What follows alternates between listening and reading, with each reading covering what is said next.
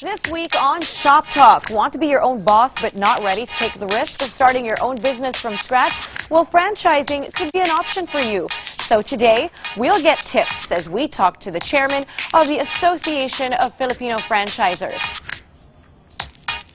Then we'll have business owners share their experiences from a franchisor who manages over 30 franchises to a hands-on mompreneur. Also, find out how LBC's new campaign can help entrepreneurs. And last but not least, let's chow down on some classic American cuisine. You definitely don't want to miss that, so stay tuned as we engage in some Shop Talk. I'm Ria Tanwatco Trillo.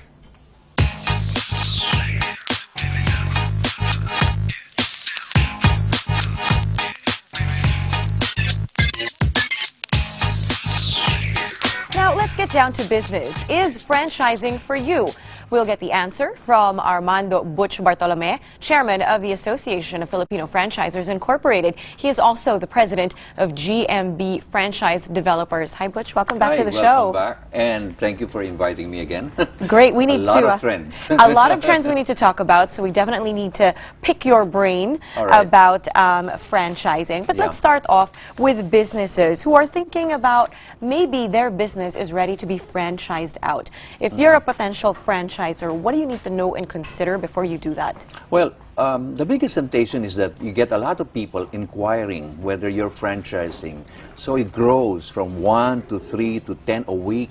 And the biggest temptation is for an entrepreneur to jump immediately and copy or copy-paste a franchise agreement, which is quite difficult in terms of having a foundation, a strong foundation for the business.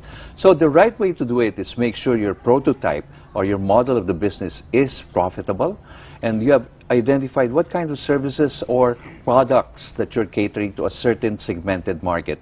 The third is, can you duplicate the system without and document it? Because very important is you have to have a manual of operations so that you can be consistent. And the next that I always emphasize is be consistent with your quality and customer service. Because you may have good product or services, but your people are kind of poor in terms of customer relations. Nowadays, people are very sensitive to being served, you know. And also how aggressive you are with the social media and interacting with your customers. Because right now, the world has no boundaries, you know. So be ready to grab your opportunity out there, but always make sure your brand is always taken care of. So those are the key signs that I always give to people who are getting into franchising their business. Okay, so it doesn't mean that someone comes up to you and says, hey, I like your business, I'd like to help you expand it, I have the money. It's not as simple as that. It's all the processes you mentioned. You have to have a very passionate franchisee, a partner.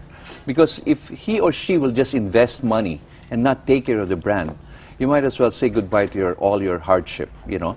Because this is blood, sweat, and tears, you know. Creating a business or starting a business concept, it's not an overnight success, you know. It takes time. There's a compounding effect on that, no?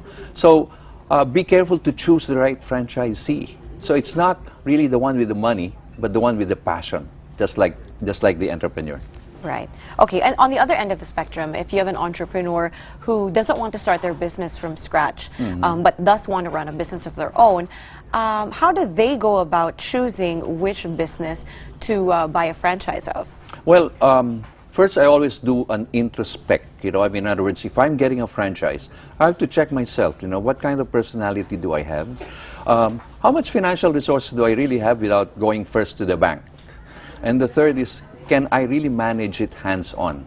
Because this is definitely the plus points for people who are looking for franchisees, no? And then I think the next step is go and find what you like. Do you like a service franchise? Do you like a retail franchise? For example, if you don't like the noise of kids, don't go for a kids franchise. No? If you don't go for coffee, don't go for coffee. You have to have the same level of interest. Okay, so it's like the passion you were talking about earlier. Same passion, yeah. It's something that you need to have. Okay, what is the proof, or what are the indicators that a business is one that's good to franchise?